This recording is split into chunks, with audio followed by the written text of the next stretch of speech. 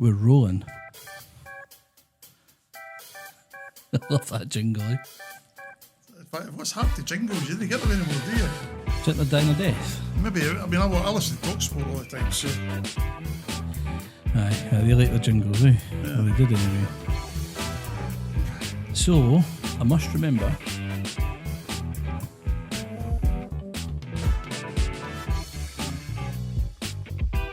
To make it official. Okay. Right, here we go. Okay. Jim, great having you. It's nice to be here. We'll laugh. So you've seen some of these podcasts I've done before, eh? I've got some questions I like to ask. I've got a bit of a varied lineup of people who's going to be coming in if I can arrange dates and get diaries matched up. But I like to have a mixture of pupils, past pupils, current pupils, other instructors, because I didn't get a chance to talk much. You don't. I mean, we had a meeting last week, and it's you're in and out. I mean, the meeting takes place. Gotta go. Aye. Sharp exit, you know. And at the test centre, you get 30 minutes. Yeah, as long as it takes you to drink a skinny flat white. Aye, an anxious 30 minutes. Eh? Yeah. So, one of the questions I was wanting to ask you, and I like to ask this to people, is what do you think's changed learning to drive when you did compared to the guys that are learning to drive now? Well, what's that famous saying on the radio? Sheer volume of traffic. Aye. And perhaps driver habit. I don't know. Everybody's in a hurry these days. Everybody's trying to get somewhere. Too busy being busy, I think. Everyone's late. Yeah, it's a culture. I think everybody has to be there first and, you know, do anything to get there, to get in front. And it's going to be quite intimidating. It can be dangerous at times. I mean, I was speaking to Jamie the day, and he was saying that he was coming up to that junction up at Kingsey, past the hospital. He was saying to his learner, we've got priority coming up from the hospital, turn left or right. So he's quite rightly saying no reason we should be stopping as if it was to prevent an accident. And the first time they'd done it, a van straight through, you know, and he was raging. He's got the details of the car, and he was asking me, should I post it? And I'm like, probably. Yeah, I mean, I think we had an association meeting where all the instructors were there, and we had a guy from the traffic police there, and they were very, very keen for us to report clear footage of reckless or ultimately dangerous driving. Has anyone done that? Has anyone sent to them footage? Well, I don't know, but I know people have asked for the details. Previous to that meeting, I did it a couple of times. I've got some horrendous footage when I've been in lessons with students. And both of the drivers were prosecuted for it. Oh. They were prosecuted. So something does happen. And the police officer I dealt with, he says, this is exactly what we need. But there was no hard and fast request from the higher-ups in Police Scotland to get this sort of feed from Joe Public. And he's looking at us and says, at last we've got this guy, bang to rights. We've been trying to get this guy off the road for so long. And he didn't tell me who he was or anything like that. But he really killed a woman and a baby and a child in a pram going along Broad Street, going along the High Street in Cowdenbeath. Aye. Horrendous driving. So footage just through the dash cams in our cars said that. Yeah, just you obviously download it, stick it on a memory stick, contact the local police station, ask who can I bring this into. I want to report this. I've got it on dashcam footage. That's how I did it, because there was no contact at the police to do that, at the traffic police.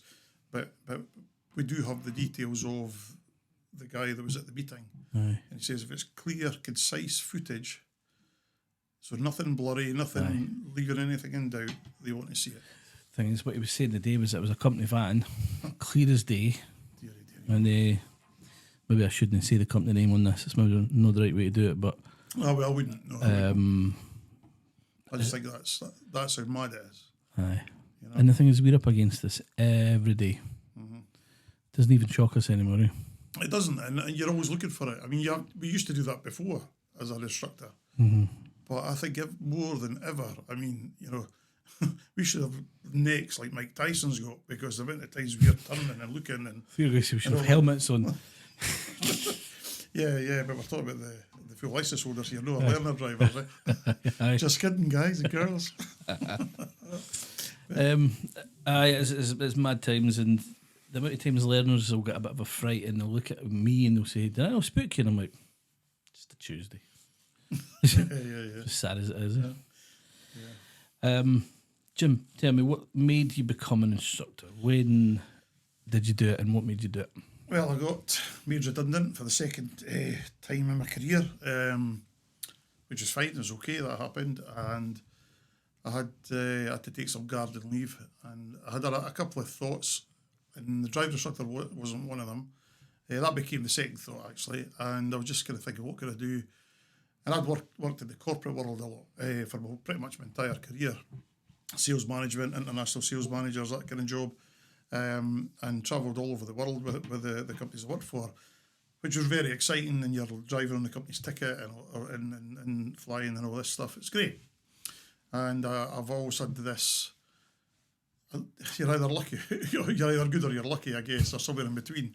Where I always had the pleasure to work for really top brands. Or you could say companies, but brands are what makes it, if you like. So if you take way back when, I worked for the Unicorn Group. The Unicorn Group owned Unicorn Darts. And at the time I worked for them, they used to sponsor every top player in the world. They used Unicorn Darts. Right. Gary Anderson and James Wade, I think, still use them, and a few others, but Phil Taylor... Legends. Most of the guys and anybody that was anywhere in darts used Unicorn. They also owned Gun and Moor Cricket, which is a Nottingham-based company. Unicorn are based in London. I think they're based in Nottingham now, but the original Unicorn factory was in London. Anyway, Gun and Moor at the time they used to sponsor people like David Gower for cricket. Excuse me. Most of the England team used their cricket gear, cricket bats, clothing, gloves, and all that sort of stuff. So that was a big part of their company. And they owned a bowls brand for bowling like we play in Scotland, right. Called Botra, which was named after the guy that made shoes, the bowling shoes. And when I joined the company, they were just launching this, and I used to play. That was a big sport for me, up to just about 20 years ago. Sadly, my dad passed away, and I really just lost interest. I have no idea where they're going in the sport, but I was an all right player. I could play, 3 times club champion at Dunfermline West End, that stuff. And I don't know, I might have just been that level, I don't know, but I worked hard on the game. But I never played again. Tried to play for a couple of seasons after it, and I just lost interest. That's a game of skill, eh? The curve and just throwing the shots. It's a wonderful game. If you've played it, I've never you get played it. It's people who play chess. I look at it, really, you're getting excited about that. But it's one of them games that just, if you play it, you just get the bug. A bit like golf. I mean, we're probably similarly minded about the golf. We'll never be Nick Faldo anytime soon, but we'll go on that golf course hoping that at least on the 18th we'll get a decent putt and go back again, Make it to the 18th. Aye, make it to the 18th. So they're big brands. And then I left them and worked for Mizuno, a big golf company, but also a big sports company. Aye. And at the time I worked for them, they sponsored teams like the All Blacks for rugby. Right. Half the Brazilian players wore their football boots, and Carl Lewis at the time, top runner, 100-metre runner in the world, and so on. I could go on and on and on. Sally Gunnell, you name it, they wore Mizuno running shoes. So it was a massive brand. Then I left them.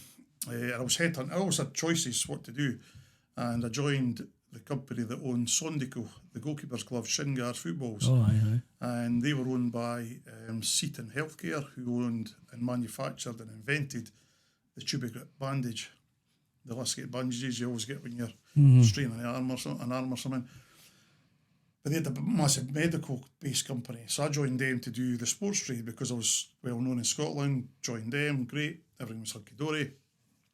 Then they evolved as a company and they bought over Scholl, Dr. Scholl footwear and foot care. which kind of changed the direction I started to work in. So we added shoe trade to our portfolio, as well as sports shops, which were kind of dwindling. So the traditional sports shop was kind of disappearing, and it became all about the big multiples like JD, JJB Sports at the time, Sports Division, Sports Direction. A lot of them are gone now, which is a shame. So it gave us something else to do by selling to shoe shops, which have kind of gone the same way as well as just the way the sports shops went. And then they bought over London Rubber Company, who owned two global giants of brands, Marigold Gloves and Durex. I see the connection there. Yeah. Right. Protective equipment. A bit like Sondico, actually, if you think about it. Anyway, just know your shins, you're protected. So that's what happened there. I did several roles with them. It became SSL International Seat and Show London. So I had several roles with them, and then I kind of was the second command stroke head of department for the drug and convenience channel, which was everybody except Boots, Superdrug and all these kind of guys. It was more your body care, semi-chem, convenience stores and things like that. Because Durex as a brand, people wanted to buy Durex condoms, people did buy condoms, bought Durex, blah, blah, blah. And they also did medicines that we could sell into the convenience channel, that like Ralgex. We did a cough medicine called Meltis and so on and so on. So they're really strong brands with lots of money behind them. And Marigold gloves, Marigold kitchen medium gloves, the yellow ones, which you buy in every supermarket, a lot of the convenience stores. If all they did was sell that glove, they wouldn't see the difference of the sales for the rest of them. It's such a big selling product. But number one selling glove in the world. So that's the kind of brand. So I did that and then left them. And I went to work for a company based in Bath so I tell a lie, I got made redundant from SSL and I joined a company called Bioforce based in Irvine, who own Dr. Alfred Vogel Herbal Remedies, the number one herbal remedies brand. So I took on their pharmacy division and built up their pharmacy side of the business with Boots, Sainsbury's Pharmacy, Lloyd's Pharmacy, all these guys. We won awards for training materials that I helped produce and so on.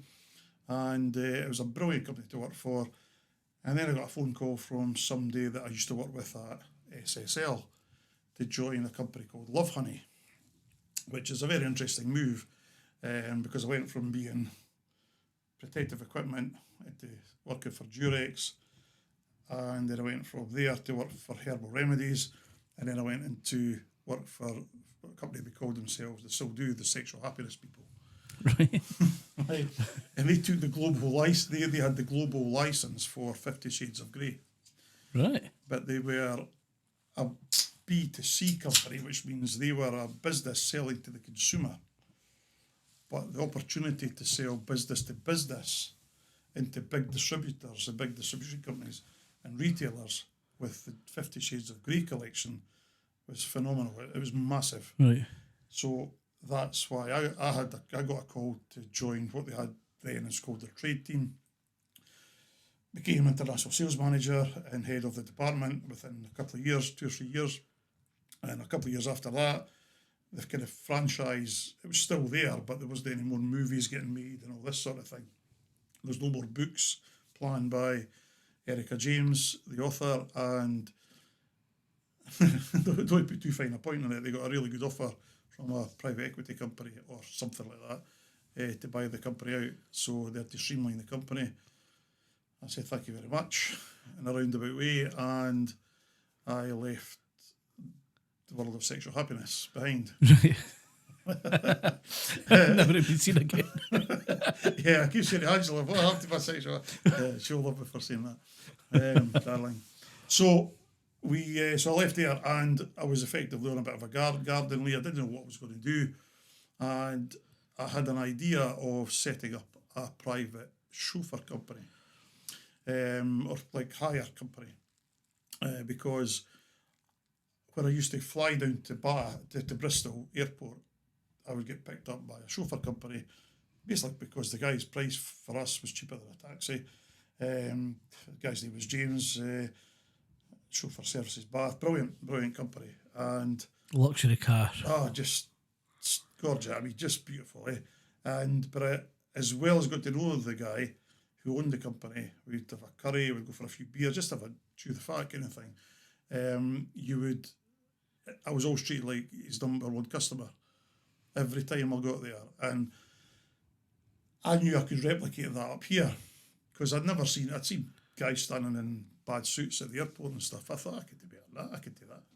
And that's what I was looking at doing. And with discussions about potentially using his business model in Scotland, I would open the company up here. Like a franchise. So that kind of, we didn't get that far down the road, except I did look at a car.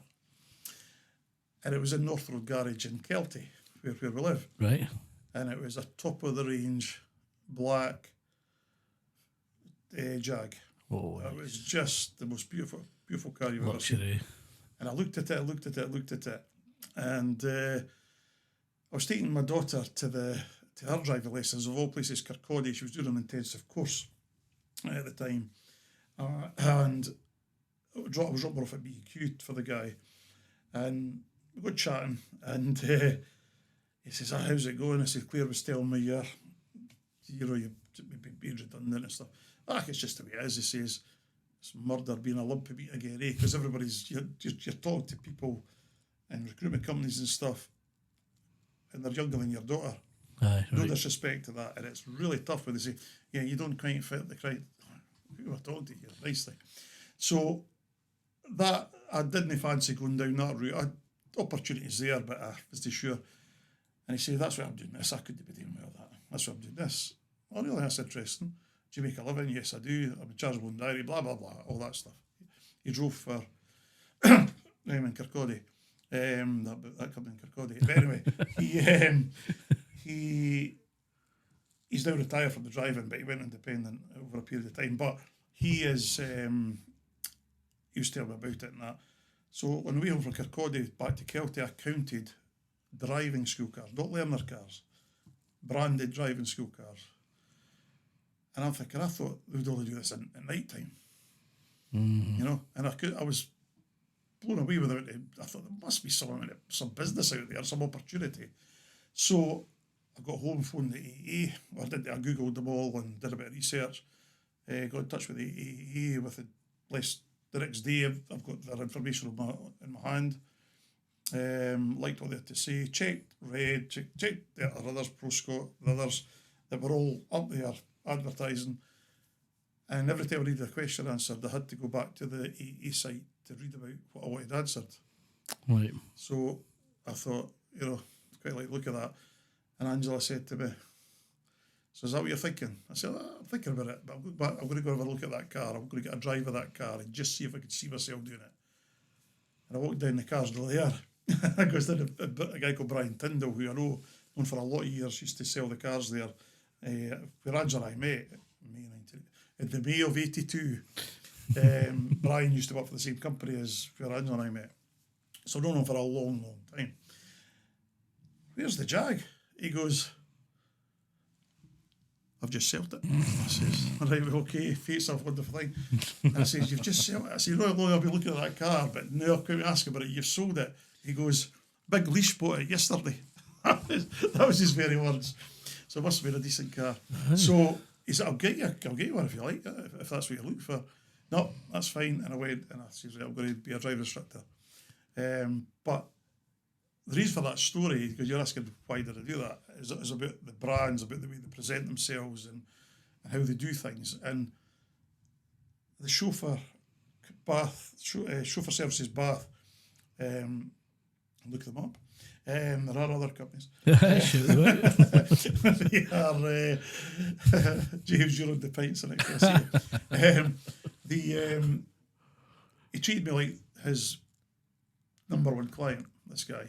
Felt special. Yeah, he would not let me wheel my suitcase out. He would not let me sit in the front of his car. I always had to sit in the back. There was always, the newspapers were in the back of the car. There was always a little jar of sweets, boiled sweets, and there was always a bottle of water sitting in the armrest. And whilst I don't have the daily record of that in my car for my students, I always have water and I always have a packet of sweets, like if they're needing something super a suki sweet. And you go and check my car now if you like, you'll see that there's always water in the boot of my car. And So I you always, took that mind frame, that mentality. Yeah, I took all my corporate world stuff, and that's why most of the time you'll see me, I'll have my branded polos on. Always very So smart. that's the thing. And I'm at the test centre, and I mirror, I think, what the examiners are doing. They're coming out in their uniform, if you like, and I want to be seen to be. That's what I do. Aye. This is how we do things. The car is immaculate. I don't stand on my mat in the car until it gets to till after the test. I take out the car that day, it's all hoovered, the car's spotless, and it goes in when I arrive at the test centre. I don't stand on that mat. The only thing I don't do is put a carpet outside the car for the examiner to stand on. But I just try to do it the way I'd like to see it. So I like to think that that people notice that.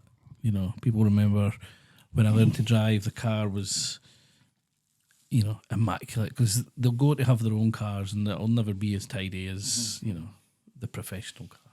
Yeah, that's it. And you know, I mean, let's be honest, the cars we drive, even the models of car that we drive, I mean, they're so spec'd up now. You know, they're wonderful to drive. And I mean, I've got an Astra, a black Astra, and it's quick. It looks snazzy. I've just worked out how to actually change the light colours inside the car. Oh, nice. By accident. I say, what's happened there? Is that something wrong? It's gone red. But but the kids love it. It says it's like Knight Rider. I didn't know who Knight Rider was. I remember 17-year-old, a lot of years ago, my instructor had it was a Fiesta, and I don't remember it being, maybe it was top of the line at the time, I'm going back to whenever it was, but I remember this was like a luxury car.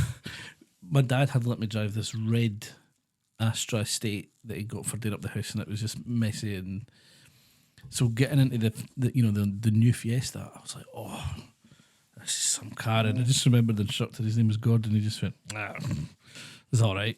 I was like, oh, this feels lovely to drive. Yeah, I mean, it's a nice thing, and maybe I don't know if I've got it wrong or not, because the kids almost expect that kind of car when they pass their test. I mean, that's maybe derogatory. I've seen kids, you know, students are young adults, but there's so many flash cars out there, and you think. There is, but there's also cars that you see going about that are 10 years old, more. And I've often wondered, you can buy a car for 40 grand and teach people to drive in it. Not everyone who drives that's going to know the difference between a £400 car, because it's got L plates on it, and it's probably not until they go and buy the first car that they think, oh, this feels different from my instructor's car, or it's not as nice or not as comfy. Or and plus it's got probably 50,000 miles on it, and the seats well worn, and you know the pedals feel a bit different, and maybe make a few different noises, and because the car is silent when you drive it. I mean, it doesn't have to be an electric car to be quiet, you know. The gears change, they just glide into, well, most of the time anyway, they glide into place, you know. And it's been a while since I've used one of those cars with gears on it. Yeah. So you doing automatic or is it electric all the time now? I started doing manual training 2010, and I think 2012 I changed to do automatic. Right, interesting. And there wasn't very many at the time, and I'd done in years, I think about 8 years automatic, and then I moved to electric 2018, and since then I've had the electric car. So yeah, I think the last time I drove a manual car was on my honeymoon in Corfu, and the wheel was on the wrong side of the car, driving on the wrong side of the road. Yeah. It didn't go up hills. In fact, the hire car company told me, the woman said, if you want to go up a hill, turn the aircon off for that extra power. It's very funny because my son and his fiancée, they like hiring a car when they go on holiday, and they're just back from, they'll get this wrong, the Gran Canaria. They hired a car, and he just told me the same story. Really? About the car. He said, honestly, I didn't think we were going to make it up the hill. But he didn't get that advice to turn off the aircon. But he honestly just says, honestly, I got this car. He says, I don't even think it was a litre. you know. Aye. It's mad. I was rolling up in first gear, and it's desperate for a gear change. You turn it into second, it needs first again, it's dying. So it was like it needed like 1.5. Brilliant. Um, Funny thing about me in cars, I mean, when I travelled a bit, and I hated driving abroad, honestly, with a passion. And I had many an experience where I thought, no, I'm not doing this, I'll just get a train aye, to where aye. I'm going. I have a couple of funny moments in trains where I was carrying in airports. On the merchandise. Yeah, I can imagine. I'm just trying to think if this is after the watershed when this is going out, but it was quite funny because I remember when, I mean, Love Funny were very innovative. I mean, to get the 50 Shades of Grey franchise, they heard about it, they says, we need to get that, we need that. And a guy called Richard Longhurst and Neil Slayford, I mean, just incredibly gifted and talented entrepreneurs, and honestly, they're just punters like the rest of us, really, genuine nice guys, you know. And Neil's passion was music, and to a certain degree, so was Richard's. Richard, he used to think he looked like Morrissey, but didn't really, but kind of did, and he was just sort of, in that sense, with that whole idea of being looking like him, and it was his thing. But the Neil was into all genres of music, but he felt there was a big avenue for, and there was, for licensing products, getting Motley Crue branding on products.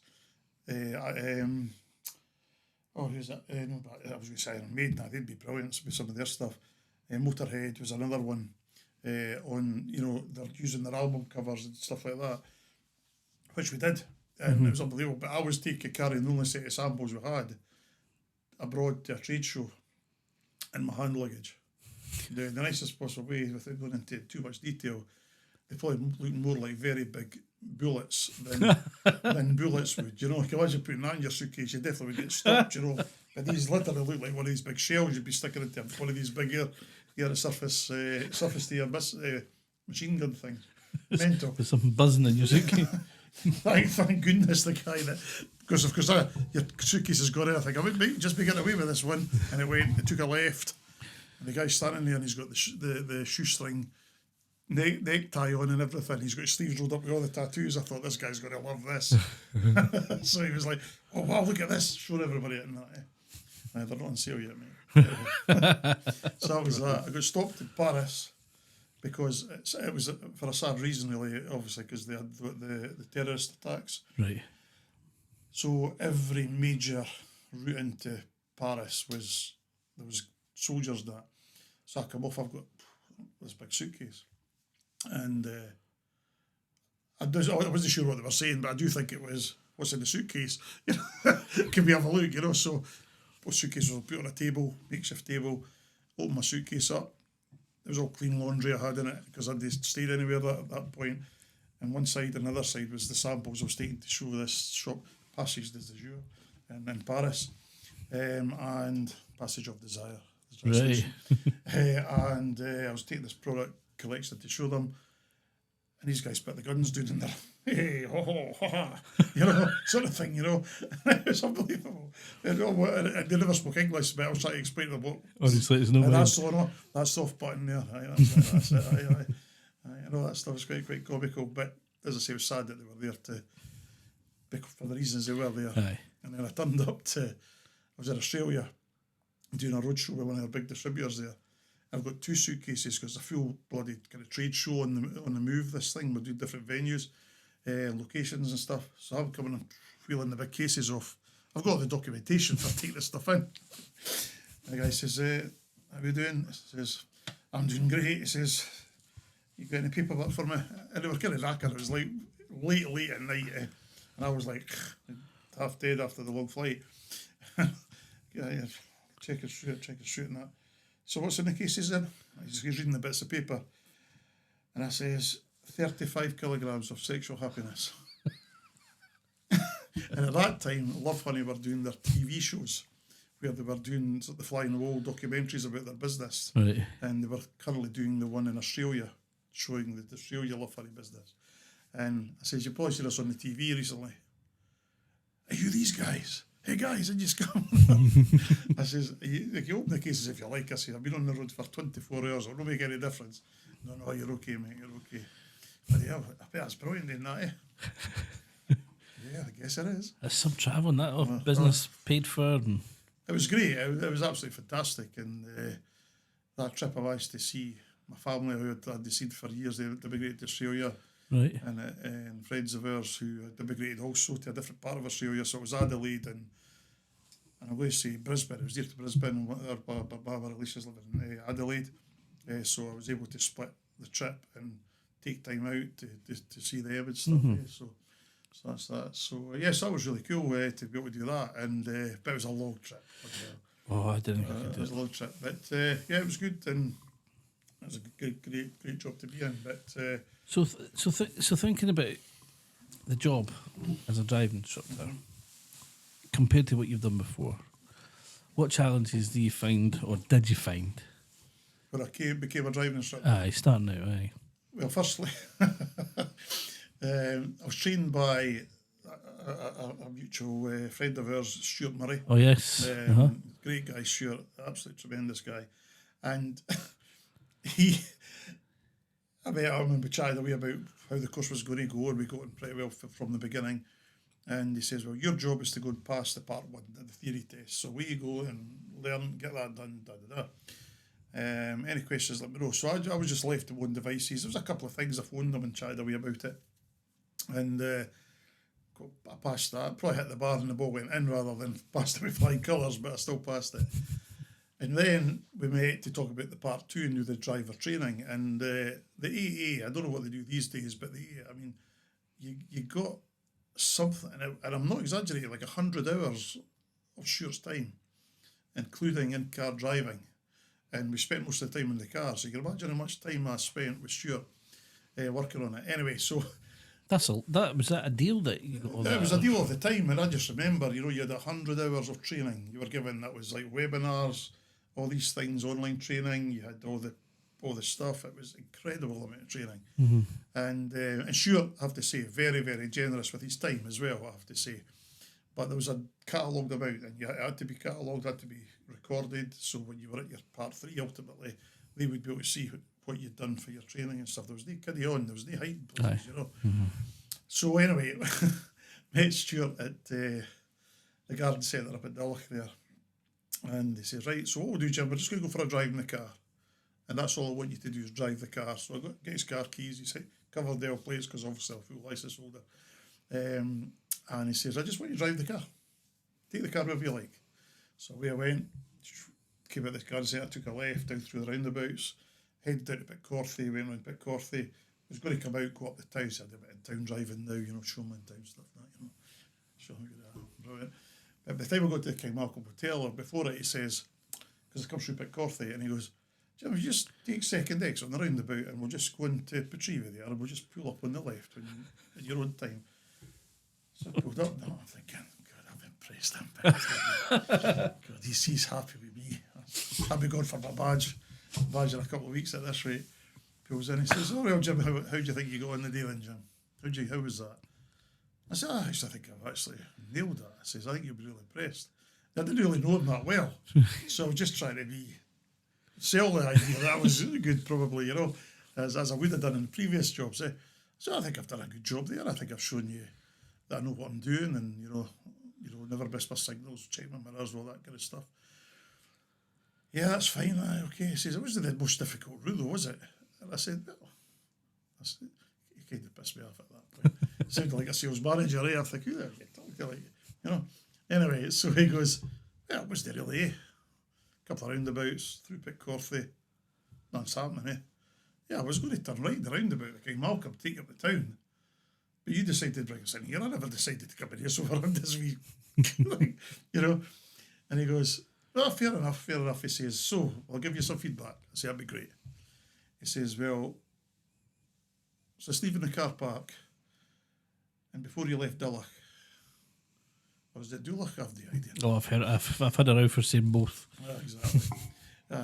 He says, you failed your driving test at least 5 times. Straight line every roundabout to begin with. So on and so on. And there you are. So I thought I nailed him as well. I thought, surely it's about conserving energy and fuel. Anyway, so that was kind of the start of a relationship, driver and or student and teacher, if you like, which kind of grew from strength to strength. I mean, I worked really, really hard to get there, and maybe too hard in here in my head, because I failed it twice and passed it the third attempt. And we all know that that's kind of last chance saloon, depending on when your theory was done. I sat my theory at the beginning of the year, and I failed my second attempt by the end of the summer or something, because you could get the test quite easily at that time. So anyway, that came and went, and it was my fault, nothing to do with my student. And there was one reason the first reason was I didn't adapt the lesson. They're working on the routines, MSPSL, and he was on a good drive, but there's always something going on. So I was see it, fix it. And so I was pure man, having a wee chat. Let's go, okay, all right, would you like me to help you with this? All this stuff, getting all the dialogue was all good. We went, da-da-da. And then you get that tap on the shoulder. James, just keep your eye on the time there. I mean, we've got to get back to the test center and that, right? It's not what you want to hear. I know, that's okay. Thanks very much. So, fine. And the time anyway we get there, and then it's now, right, we chat, we'll chat as we're driving back to the test centre now. And so I did the old debrief kind of thing on the move. But I was kind of raging in my head. I never missed a speed bump when I was driving. Coming out of the side, I took it to the pond at the school there. Never missed a speed bump. So I rattled every one of them. I did check what's coming out, and I even checked, instead of to the right, when you're coming in your road, I'm like, and I'm getting my heads all over the place. I was going back to Petrivi, and that was picked up. It says, tell me where you're supposed to look when you go into a new road. And I thought, well, why were you looking there? I was picked, Anyway, and I did the pass, and he goes, what was your goal today? And I said to him, well, we'd agreed we're going to work on MSPSL, and we're going to be working on left turns, and we'll develop MSPSL, and we'll move forward from there. Absolutely. So you're driving around that square and and yet every time in a mistake, you were picking up on it, pulling them in, you asked a lot of really good questions. And then you'd go again, and there'd be something else, and you would pull it, pick it in, etc. You just repeat, rinse and repeat. Yeah. And he goes, what else might you have done to develop his understanding of MSPSL? And I just went, I could have gone to right turns. He says, and if you'd done that today, you'd have passed your test. Whoa. And I failed for no adapting the lesson. And then the second time I went down, my student, it was a different student because the lad I had was on holiday. A girl was going to do it, and she took stage fright because it was so important to me, and she wouldn't do it. Right before it? The night before. Oh. Sorry, I tell you, that's not true. It was 2 days before. I phoned every student I've got, and I didn't have many because I was training. Aye. I couldn't get anybody. I says, come on, boy. I says, look, I'll pay your wages. I'll do anything you need to get away for that work. Phoning sick, do this for me, and I'll pay your day's wage. That guy did that job, I'm an apprentice. I'm going to be there. I was like, okay, good for them. Eh? My pals want to learn. He's driving his mum and that and everything anyway. He'll do it. I'm sure he'll do it. And this guy, and I'll give him a shout out here, a man, Shiv Das, cracking guy. He is. He said he'd like to drive with me and learn with me. I said, so that's great. I said, well, look, I need you to do me a favour. Do you understand what I'm asking you to do here? Yes, I do. Now, I met him. It was this time of the year. Not easy. Aye. Because it was pitch black. And I'm driving a Diana black car. Teach him to drive around the book Kirkcaldy. And then kind of get the hang of it. And then I get him in the car with Stuart to do a pre-test run to give Stuart a feel for what I was looking to do and work on my Q questions and all that sort of thing, which was great. And then I went back out again, the Arnold Clark car.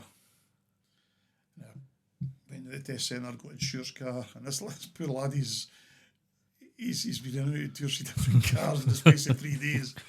Goes down, I guess I'm down to the pond again to do the same lesson. And I swear to God, it was as if 25 different schools had arrived at that wee school, and it was just like, honestly, it was like the gala day. It was just so busy.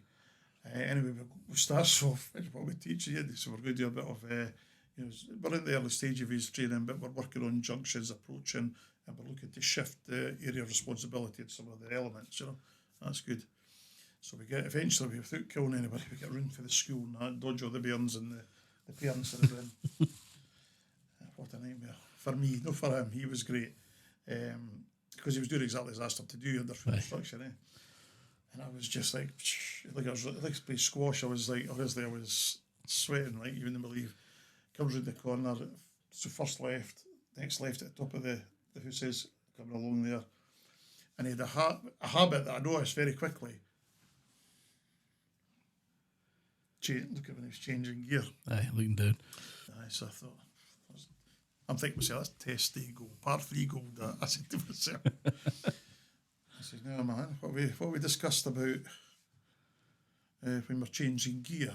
He goes, I'm not to look at the gear stick, Jim. I says, okay. I says, and how do you know that you're looking at the gear stick? There was no questions. I was just telling him what he's done. Looking at the gear stick, he goes, I don't know, Jim. Please tell me, sort of thing. It wasn't quite as bad as that. And I goes, because I'm looking at you, and I'm looking at your hand, and I can see you're looking at your hand, same as me, changing gear, and the car's going that way, and not one of us has looked at the front window. So you can just imagine the poor examiner behind me, and then we're driving along. We take the next left, so we go past the one with the high curb. We'd already done that, and we went further along. I thought, I'll see if we get some of the wee tight junction, because he's been doing this for a long time. We managed it anymore. We turn left. There's a bin lorry parked at the back of the road, and we're just sitting watching their voices emptying the bins. And I'm laughing now, but I swear to God, I'm just like, where's the escape hatch here? Have I got my parachute on it? What a disaster. So eventually we get the. So if you just your time, Jacob. And I'm not laughing at the situation. It's funny retrospectively because I shouldn't have went for my second attempt. I should have just been training and working on it and whatever. And I didn't quite make it again. And I lost all faith in the whole thing. And then part 3 comes along, and the night before my part 3, I've got my shoot in the car and a chat. Wanted just to make sure he was going to do a run the day before or in the morning of it. And I'm in the car, we're going down Eastport, all Eastport down the Euro.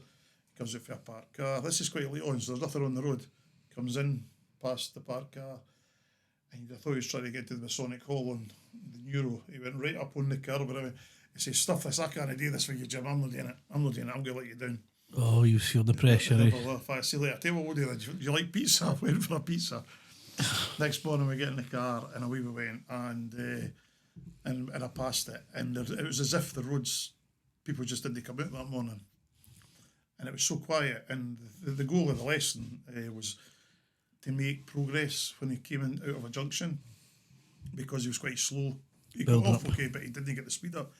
So we were looking at that, and I kept thinking, this is too easy.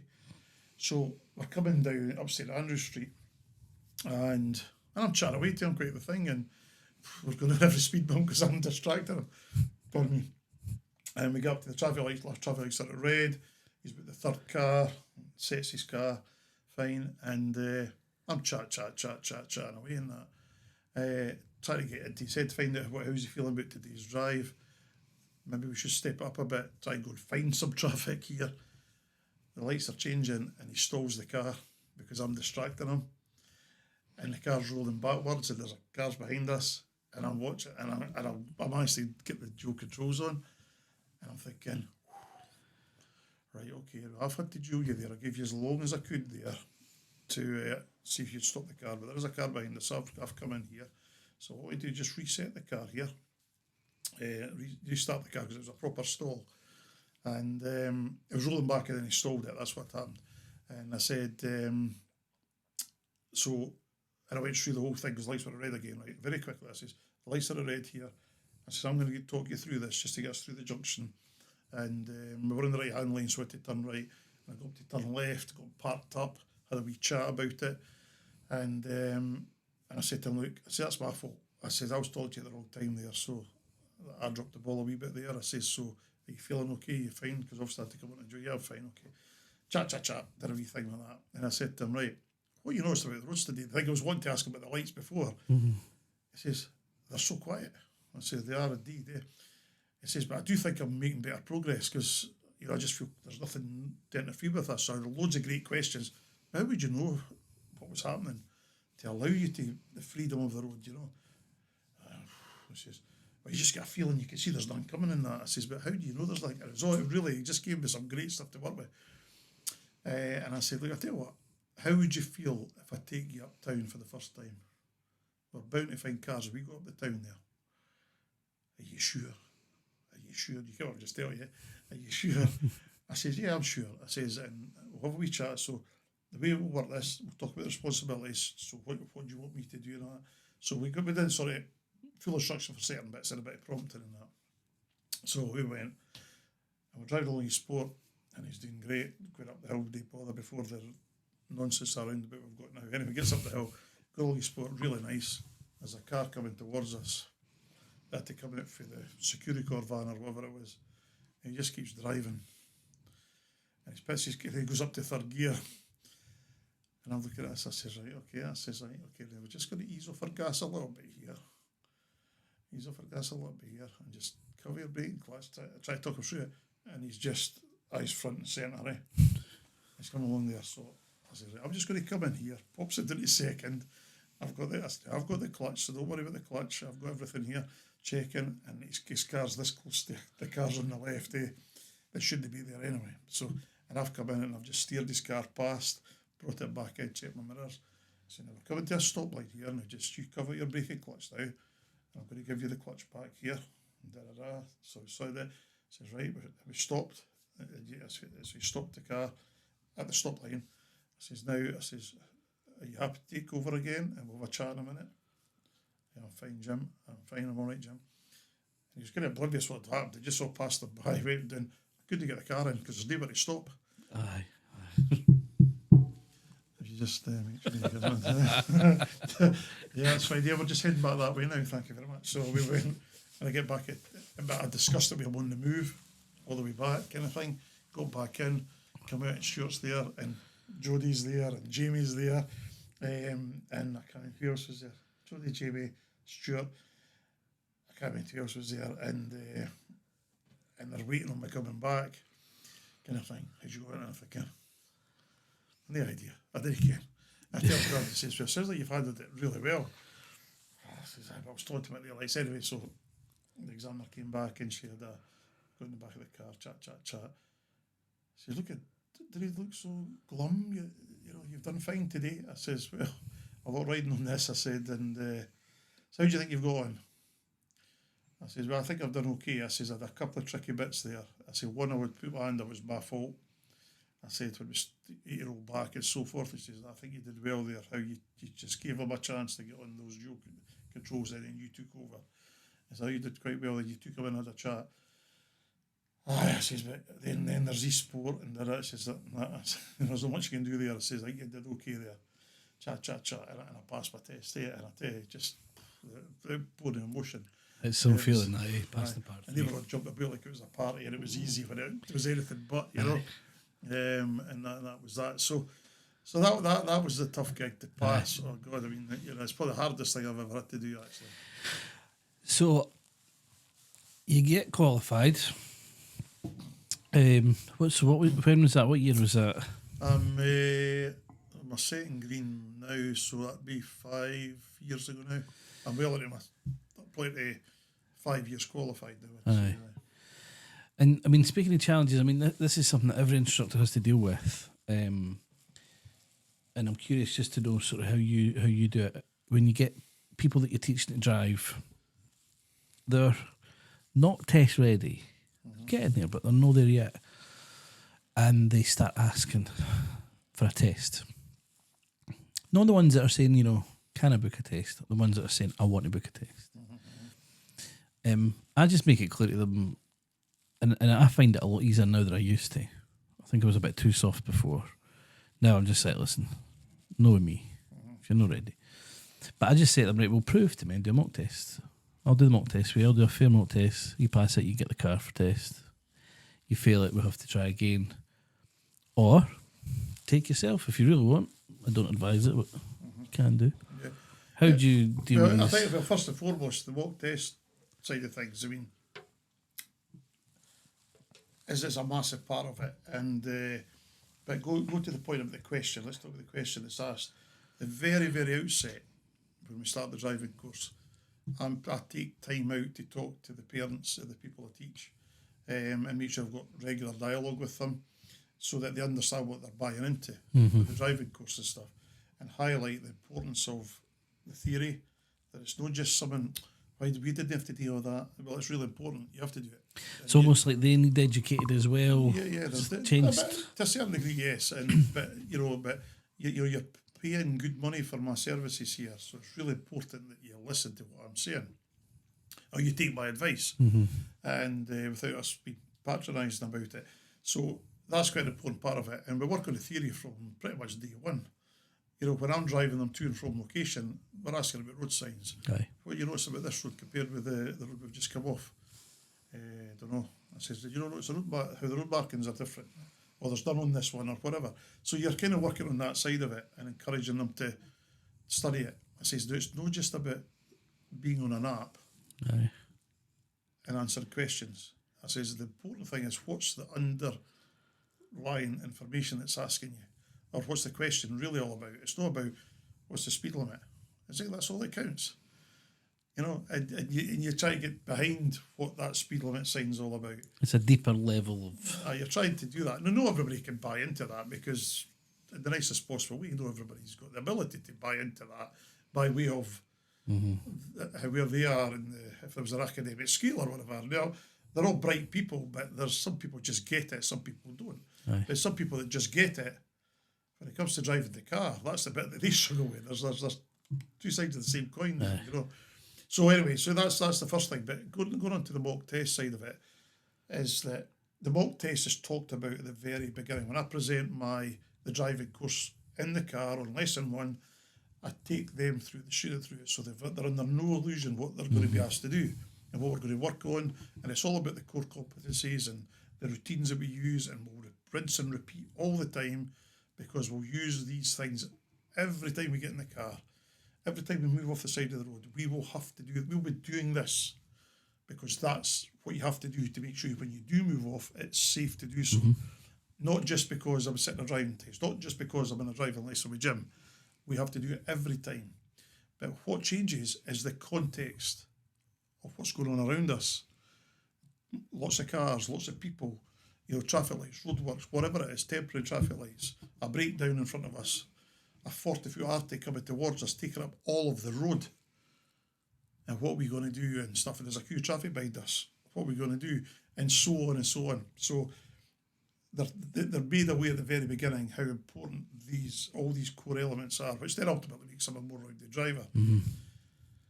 We also talk about the mock test, and also how important that is to the equation, because it's one thing driving with me all the time, hearing my voice. I do a lot of sat-nav work with them as well as we go into it, because they're not hearing my voice all of a sudden, and I don't help them.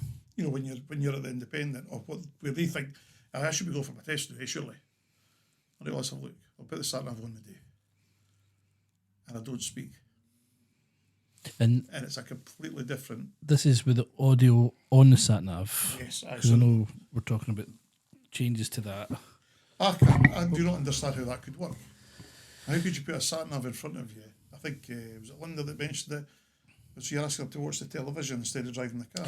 Well, it's interesting because, see, when I do sat-nav training with them, I've done it before where I've had the volume off.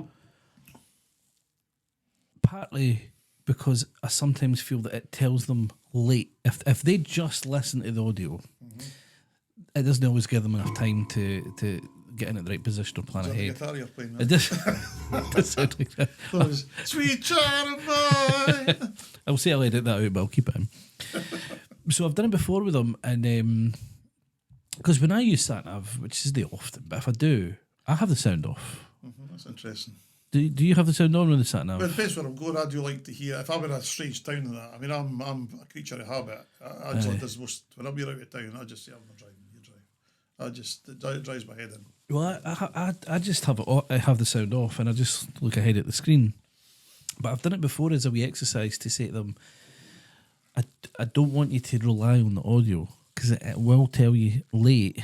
Plus, you get the sat nav will say go left on the roundabout, second exit, and or it'll go right on the roundabout, second exit, and they're meant to be in the left lane going like Netherton Broad Street and all this.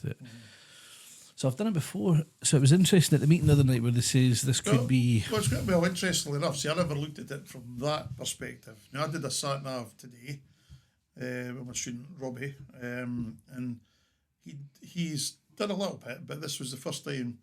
So we'll do a sat nav run. How do you feel about that? That'd be good. Let's do it. And I've got a few little runs that I've recorded the route from Fordbank View and places like that. So it keeps it within that sort of the test centre and stuff. So off we go. And it was very evident that when he was left to drive without my assistance, when he really needed it from a thinking point of view. Aye. Like to know that, because I took him up into the college. I don't know what's going on in the college that just now, but it's absolute chocker the last few days. Anyway, I got up to turn right into the college. That was part of the route. So the sat-nav asked him to do it. And he's driving up there, and it's like, so the sat-nav asked you to go turn right, third exit, and we're going into the college car park at the Holiday Inn here. Before we go through the crossing, because it's asking you that early. Because he's looking, and I say, so what do you think you're going to need to do to turn right on this roundabout? And he checks his mirrors, puts his signal on, I need to be in the right-hand lane.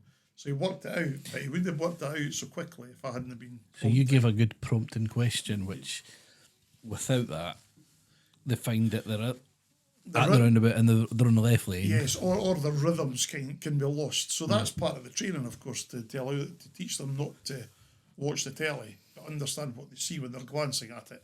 So they see the little shape of the roundabout. Well, that's telling you the next thing you're coming up to is a roundabout, and they want you to go that way, kind of thing. So we do that. So the sat-nav plays a part of them learning how to drive independently. But you're right, I have to say on that, because that never occurred to me till you said it there. Sometimes I'd like them to be aware of that left turn or right turn a bit earlier. I think the first time I'd done it, it was just a curiosity thing on my part as to can they do it the way I do it, which is sound off. That was just my preference. But again, it was don't rely. I say to them all the time, don't rely on that audio. It'll either be misleading or late. Whereas if you're looking at the visuals ahead of time, you can plan earlier. So I'm keen on this. If this happens, this new one. It's interesting to listen to that point of view. But again, that's you should try it and see. I'll do that. I've got a guy.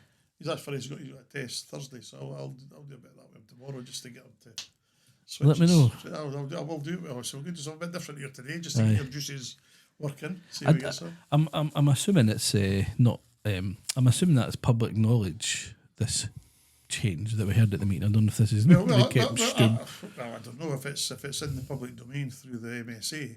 Aye. Then it must be public knowledge because they wouldn't be able to announce it. I've been telling my learners the last few days. I was like, maybe some changes come in, but because I try and do this with them anyway, it's not a massive change. And step ahead. So the walk test thing. To go back to the walk test thing, I do a program which works brilliantly with Diane Slavin.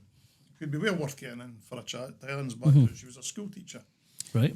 So she's got a quite interesting perspective on teaching. Training, and stuff like that, which is great. Not perspective, but she's got a way she does it. And it works really well. And I don't know if you do that with your other instructors you have with your pass, where you would do a mock test for one of Jamie's students, for example, to give them a different person sitting in the car. And it's amazing how that sharpens them up. Sometimes they get a bit overwhelmed by it. Yeah, and it's up to me or indeed Diane, whoever's student we're taking, where you have to decide, are we doing this as a full mock test here, or is there time where you have to just step in, settle them down a bit, and then you say, right then, let's go again from this point. Aye. It's just another day in the car, and then you allow them to free them up a wee bit, but you don't do it too early because you need it to be real, Aye. you know. Or is it a case of which type of examiner am I going to play the part of here? The one that makes them feel at ease? Well, there is that, of course. There is that. Or the one that I think they all, to be fair, I think that every examiner comes out. I always greet the examiner the same, all the examiners the same. I hand my student to them and to put them into their care, if you like, and they go through the same process. And I think it's very difficult to, unless you're in the car, to know what the perception is of what the student has of that person. And they can tell you what they like at the end of their test, Yep. whether they pass or not, how they felt. But They usually love them if they pass, and they're not, not keen on them if they fail. there certainly is that. And yeah, we we threw an intentional curveball in at the last meeting to see if we get a reaction. But anyway, there was, I think, the mock test element of it. You're right, you've got to be firm when you have to be firm, and you have to be honest about it sometimes, and it's not the first time. And where Diane's brought one of my students back to the test centre, and I've done it to hers as well, just cut it short because this isn't the right time for this. And it's total contrast to what that student does with me in the car or does with Diane. And that's not, you don't do that readily but sometimes, this person's just got the red vest here, they just don't know what to do. I've got we're running short on time, so I've got this story to tell you, and then I'm going to play a game. Sounds good to me. What you were talking about there, the mind frame. Years ago, a lady came to me and said, I've been trying for a lot of years, 30 years to learn, and I've never got to that test. Fine in training, crumble under pressure. Eh? I says, well, I'll see what I can do. Turns out I couldn't do anything. Every instructor had done what they could do. Yeah. It was just her way of dealing with stress and stuff. Anyway, long story short, she got hypnotised from an actual hypnotist, and it made a world of difference. Wow. A world of difference. And she passed the mock test, passed the real test, clean sheet, you name it.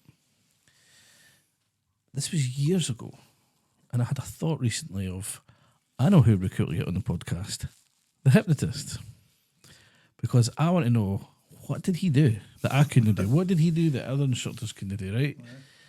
It's above my pay grade, brain training to that extent. So anyway, he's going to come on the podcast at some point. I'm looking forward to that one. But I do believe that some people need more than what we can give them. Yeah, I don't disagree with that at all. I think there's a reality check sometimes when the parents are chatting to them about their driving, and when we're chatting about their driving, and it's like never the twain shall meet kind of thing. It's almost like pass the ships to the night.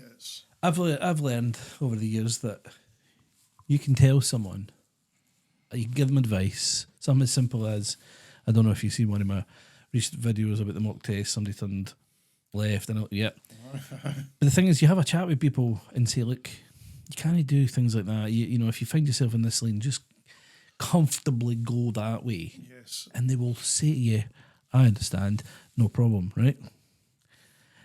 And then on the day, adrenaline, examiner, you know, and you just think, what more could I have done? I had their agreement. They need something different from what, you know. I had one student on that very thing who, the old Bothwell Street setup, where he ended up in the inside lane, and it was at the end of his test. He was coming back up, and he was going round to go to the station. So he was going third exit from Bothwell Street, and he came round and he goes, I've got myself in the roll lane here, I'm just going to go all the way back round. And he came all the way around up and in the middle, back through, and passed his test. Aye. And but he told the examiner, the guy, he doesn't play football now. Funny enough, I bumped into his mum at the in Asda just by sheer coincidence, and he was a really, really good football player, played for Thornton Hibs actually, and a really good player, a really nice guy. Anyway, he was a guy, but maybe he just had that. Played centre midfield. He was used to pressure situations and that. But I think to keep your cool and under those conditions, it's nigh on impossible for everyone. First time round anyway. Maybe the second time round you learn for it. But I just came to the conclusion that I can't get everyone to pass first time. I can't. It doesn't matter how good an instructor you are. You can't. There's always going to be this missing part that. I said that. Well, I guess I'm interested to watch the podcast and find out. I've got some questions for him. Yeah. I mean, a good question for him. Perhaps you think of stuff. We talk about the golf, and what do you not like doing at the golf because you just always mess it up. And he might say, "Well, this is you have a way of sorting it. You have a way of fixing it." That's a good point, actually. Because you'll need he won't be able to say necessarily what's right. Because what's right for one isn't right for the other. I just want to know what he did. He's changed something in this person's brain that changed them as a person. It changed their ability to deal with stress. And I'm thinking, why could I not have done that? You know, I'm not qualified in brain training like he is. Yeah, but I'd love to be able to be better at it. You know, so it's going to be a cool chat. And it's probably him sitting just doing this, listening to what they're saying. Aye. Could be just sitting there, just listening away, and so just picks up on something. I remember this was like 2019 or something. She had 3 sessions with a guy. She came back, and I remember saying to her, "Well, do you feel any different?" She was like, "Don't know. Let's find out." And it was night and day. And you said you saw this. This me. I couldn't believe it. And this was years ago, and it just hit me recently. I was like, I wonder if I can get in touch with her. And I still had her on Facebook, and I messaged her, "Hi, blah blah blah. You still got that guy's number?" "Aye, I do." And I got in touch with him, and we had a good chat. And he's keen to come on.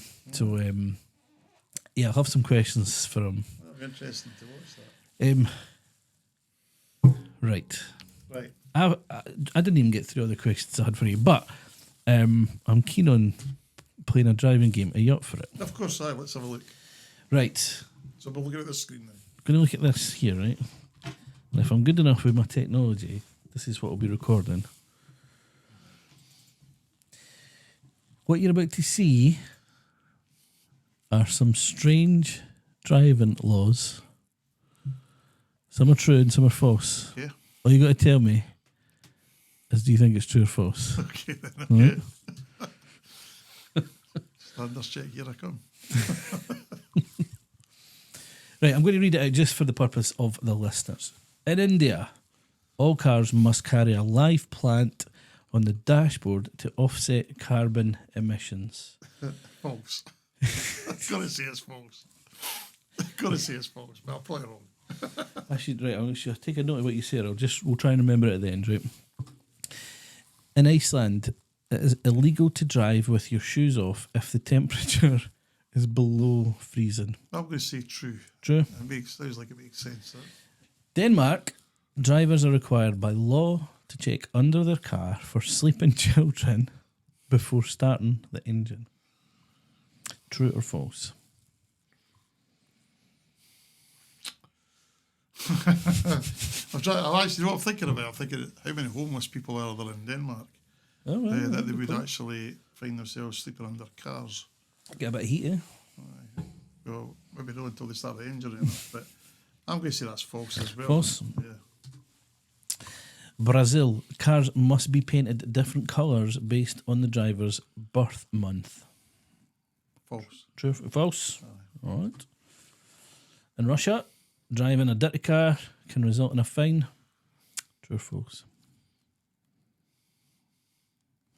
So I'm actually thinking of James Bond movies where I've seen cars driving about. I was going to say rushing a bit there. I'm going to say true because they're quite obviously they're a... Yeah, seems believable. Philippines, it's illegal to drive on certain days of the week if your license plate ends in a specific number. False. Mexico, it is required to play the national anthem on your car radio at least once a day. I'm going to say true because I've just guessed that might be something to do with radio channels. Okay. They might play it every day, Yeah. at least once. In the UK, a man can urinate on his rear wheel as long as his right hand is on the roof of his vehicle? I just read this. I'm just thinking about what would be on my face.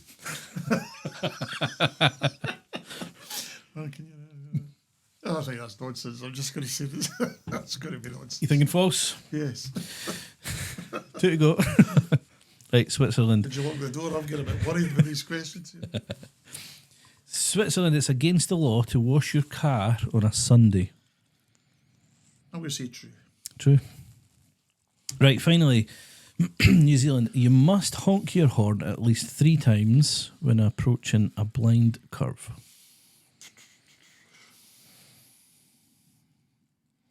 I'm True or going to say false? true. I'm going to say Yeah. true because it's a bit hilly and that.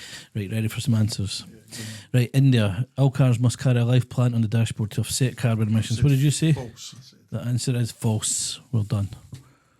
Iceland, it's legal to drive with your shoes off if the temperature is below freezing. I said that was true, didn't You I? said it was true. It's actually false. Good. Denmark drivers are required by law to check under the car for sleeping children before starting the engine. You said I said it was false.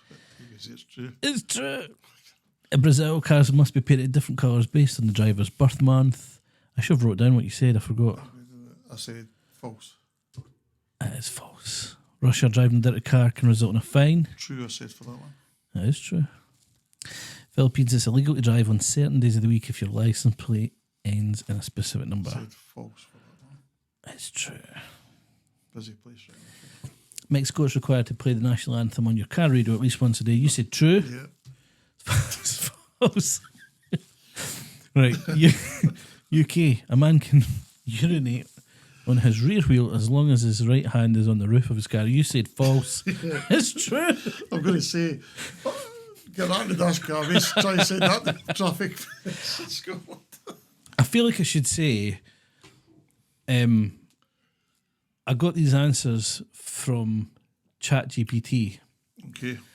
I asked it to devise me a game for a driving podcast, and it was something like, give me 5 wrong and 5 right, you know. And so it came up with all this for me. So neck and neck. Switzerland, it's against the law to wash your car on a Sunday. I said that was true. You said true. It is true. There you go. Right, last one. I said that was true as well, so I'm obviously wrong because that'll be a 6. You must honk your horn at least 3 times when approaching a blind curve. I said Wrong. Right. Get out you police it, but I'm just thinking it's a kind of hill area like the sheep and that, in case you turn the sheep over and that. No idea. So did you like my game? I think the UK question was very interesting. Yeah, I mean, I was the officer, honestly. I had my hand up like I should. he was saying that was your left hand. Yeah. So there you go. That's That's good, that's quality. that was Good. my silly little game that I thought we could play. Jim, we're out of time. I've got to wrap things up. That's cool. I really appreciate you coming in. That's good to chat. It's good just to chew the fat, as they say, and Aye. give you a bit of insight. So I'm going to do a wee few words for you. Go for it. This is Driving Drivel FM. What does FM stand for? Flippin' marvellous. Good night and God bless. You have got that voice, eh?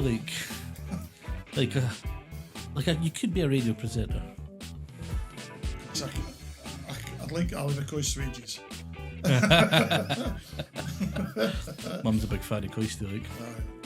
It's just fantastic on the radio. It's good. Aye. It's good stuff. I like any of their jobs, you know. Oh, aye. I'm sure if somebody in the production office is saying, this is what you're going to say about this Spurs Chelsea game, Aye. about this move. That's your bit, Jim, and that's your bit, Gary. I could do that. Aye. Easy money, that, eh? Bloody hell, Well, no, I really appreciate your time, Jim. Thanks so much. I'll get this done and dusted as soon as I can, and I'll give you a wee shout when it's out. And, you know, honestly, I had a lot more questions, but time got away from us. Yeah. So I'll maybe get you back for part 2/3. Anyway, thank you for having me, sir. Thank you, sir. You may press that stop button now. Right, we're out. We've made it.